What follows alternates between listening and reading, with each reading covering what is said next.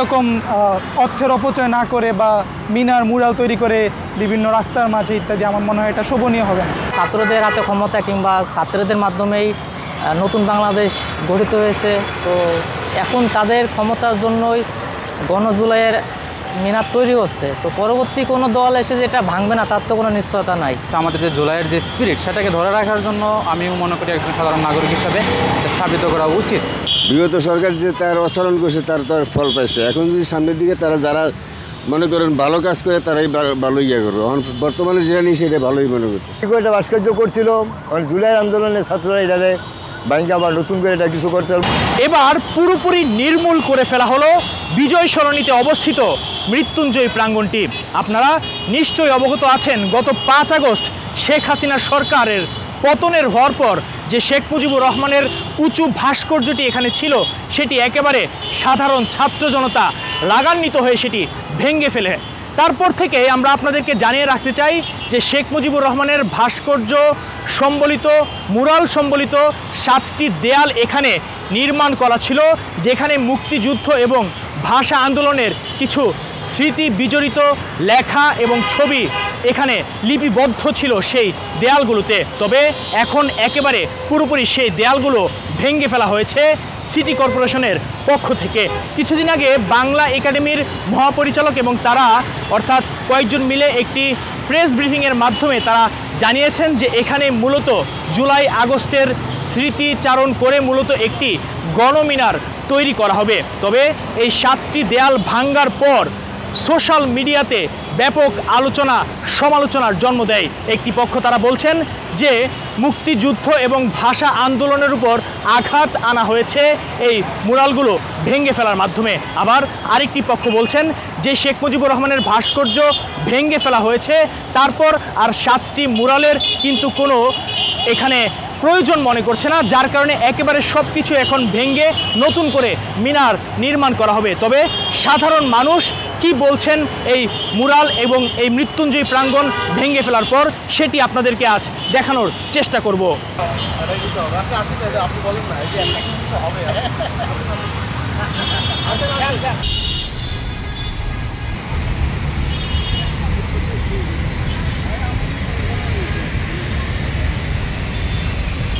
যাতে কোনো ব্যক্তি আগের বার যেমন দেখা যাচ্ছে মুক্তিযুদ্ধের নাম ভাঙিয়ে শেখ মুজিবের নাম ভাঙিয়ে যে এরকম প্রতিষ্ঠান তৈরি করতো, এই ঈদে জামা জুতো অ্যাক্সেসরিজের ডিসকাউন্ট।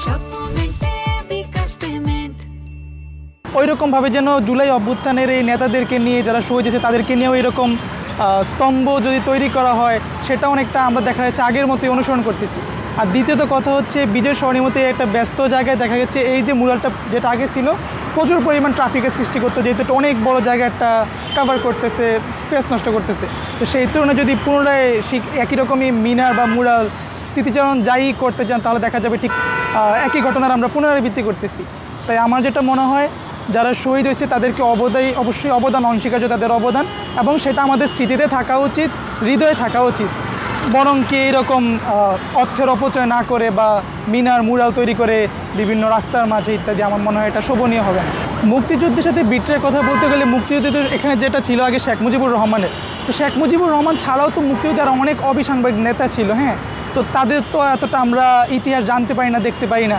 তো সেই দিক থেকে আমার মনে হয় এটা আংশিক বা পুরোপুরি বলা যায় না যে বিট্রে হয়েছে কিনা, যেহেতু অনেক নেতাদের আমরা অবদান জানতে পারি না, দেখতে পারি না, শুধুমাত্র শেখ মুজিবের একটা বানাই রাখছে, তো সেটা তো অবশ্যই দেখা যেতেছে সঠিক হইতেছে না। আমরা এখানে দেখছি যে এখানে বঙ্গবন্ধু শেখ মুজিবের মূর্তি ছিল, প্লাস তার সঙ্গে আরও 7 জনের ভাষা সৈনিক বা মুক্তিযুদ্ধের চেতনায় যাদের মূর্তি ছিল তাদেরগুলো ভেঙে ফেলা হয়েছে। তো এখানে জানতে পারলাম এখানে নাকি গণজুলাইয়ের গণমিনার তৈরি করা হবে। তো এখন দেখা গেল যে ছাত্রদের হাতে ক্ষমতা কিংবা ছাত্রদের মাধ্যমেই নতুন বাংলাদেশ গঠিত হয়েছে। তো এখন তাদের ক্ষমতার জন্যই গণজুলাইয়ের মিনার তৈরি হচ্ছে। তো পরবর্তী কোনো দল এসে যে এটা ভাঙবে না তার তো কোনো নিশ্চয়তা নাই।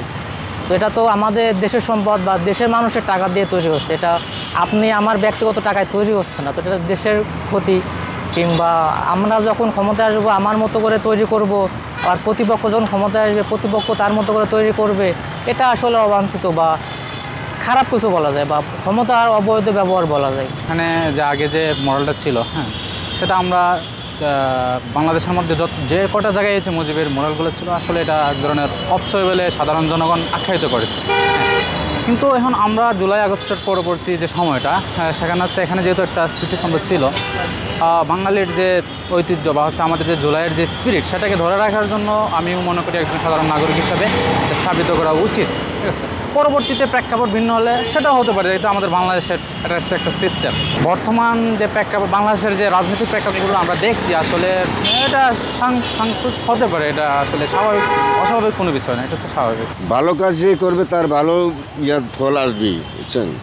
বিগত সরকার যে তার আচরণ করছে তার ফল পাইছে। এখন যদি সামনের দিকে তারা যারা মনে করেন ভালো কাজ করে তারাই ভালো করবে। এখন বর্তমানে যেটা নিয়ে সেটা ভালোই মনে করতেছে, কিন্তু এটাকে কাজে পরিণত করতে হবে, তো কাজে পরিণত করতে হলে ভালো হবে আর কি।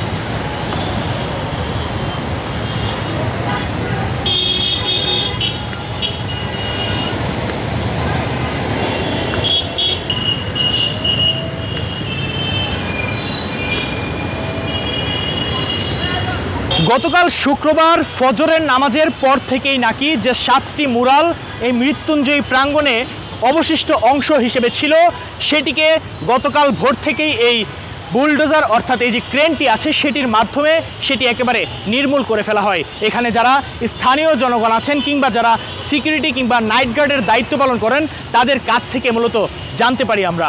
গতকাল থেকে 8টা পর্যন্ত বাঁধছে এলাকাটি। আমি রোড মোড টুয়াইতাছি, জি গুছাইতাছি, এটা সিটি কর্পোরেশন দেখিয়া। লোকজন কি আছে এখানে? না, আমি যেটুকু জানি যে হিরুন চিরা প্রধান আসছিল, আমার লোকের কাছে হামলা করছে লট নেওয়া লাগে, এইটুকুই বাদে আমরা যেটা জানি যে পুলিশের ধরে দিছে। এই ভাঙ্গা চূড়া, এই যে ভাঙচুর কার্যক্রম, এটা কখন থেকে শুরু হয়? এটা শুরু হয়েছে পরশুদিন কাল রাইতে থেকে, গতকাল 2:30 রাত থেকে। জি। কারা করেছে এটা? সিটি কর্পোরেশন লোক।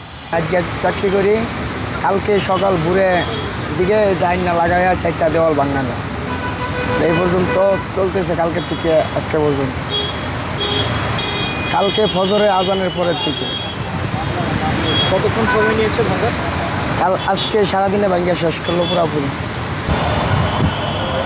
এইটা আমি মনে করি যারা মুক্তিযোদ্ধা দেশ স্বাধীন করছে ওদের বিশাল অবদান। তো ওই পারপাসে এটা একটা জায়গা একটা ভাস্কর্য করছিল, মানে জুলাই আন্দোলনের ছাত্ররা এটারে ব্যাংকে আবার নতুন করে এটা কিছু করতে পারবো, এটা এদের মনের ব্যাপার আর কি। এটা আপনার মতে কি? আমি এই ব্যাপারে কোনো মন্তব্য করতে চাই না বাবা। কেন না? মন্তব্য কেন করতে চান না? করতেছি না, নিজের তুলে আমি করতেছি না, কইলে আর কি হবে না, মন্তব্য করে আর কোনো দরকার নেই। ভয় লাগে না? ভয় লাগে না, মন্তব্য করি কি অনেক।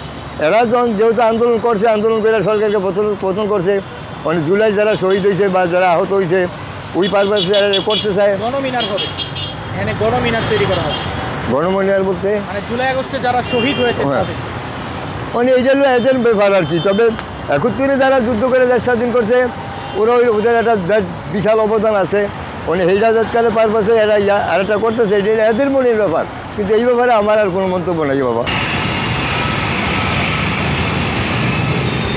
মূলত এখানেই ছিল এই 7টি মুরাল, যে দেয়ালগুলোতে মুক্তিযুদ্ধের বিভিন্ন ইতিহাস, ভাষা আন্দোলনের বিভিন্ন কথা সব কিছু এখানে মূলত ছিল। অর্থাৎ 5 আগস্টের পর শেখ মুজিবুর রহমানের ভাস্কর্য ভাঙ্গার পর অবশিষ্ট মুরালগুলো এখানে মূলত কয়েকটি কিছুটা ভাঙ্গা ছিল, অর্থাৎ সিটি কর্পোরেশনের পক্ষ থেকে এখন পুরোপুরি তারা ভেঙে ফেলেন। এবং কয়েকজন আমরা মূলত জানতে পারি যে ঘোষণা হয়েছে এখানে জুলাই আগস্টের যে গণপ্রতিরোধ, যে গণ আক্রোশ ছিল, সেটির বিপরীতে জুলাই আগস্টে যারা নিহত হয়েছেন, শহীদ হয়েছেন, আহত হয়েছেন, তাদের স্মৃতিচারণ করে এখানে একটি গণমিনার নির্মাণ করা হবে। তবে আজকে এতদিন যাবৎ যেটি ছিল সেটি এখন একেবারে উপড়ে ফেলা হয়েছে। আপনারা নিশ্চয়ই দেখতে পাচ্ছেন যে সোশ্যাল মিডিয়াতে যে ভাইরাল হয়েছে বা ঝড় উঠেছে যে জুলাই আগস্টের সময় শেখ মুজিবুর রহমানের স্মৃতিচারণ যেটি ছিল সেটি ভাঙ্গার পর মূলত যে 7টি মুরাল ছিল সেটি কেন ভেঙে ফেলা হয়েছে, এ নিয়ে যে ব্যাপক আলোচনা সমালোচনার জন্ম হয়েছে সেটি আজ মূলত আপনাদেরকে দেখানোর চেষ্টা করছি যে এখানে কী ছিল। এবং আপনারা নিশ্চয়ই দেখতে পাচ্ছেন যে অবশিষ্ট কিন্তু কোনো অংশ আর এখানে নেই, অর্থাৎ একেবারে যে আমরা ভাঙ্গার পর যে ধ্বংসাবশেষটুকু আছে সেগুলো কিন্তু আছে, এবং কিছুক্ষণের মধ্যে কিংবা 1-2 দিনের মধ্যে বাকি যে অবশিষ্ট অংশটুকু আছে সেগুলো এখান থেকে নিয়ে যাওয়া হবে। তারপর কি হবে, গণমিনার হবে কিনা বা সাধারণ মানুষ এটিকে কিভাবে গ্রহণ করছেন সেটি দেখার অপেক্ষায়। ওয়াসিফ পার্থ, কালের কণ্ঠ।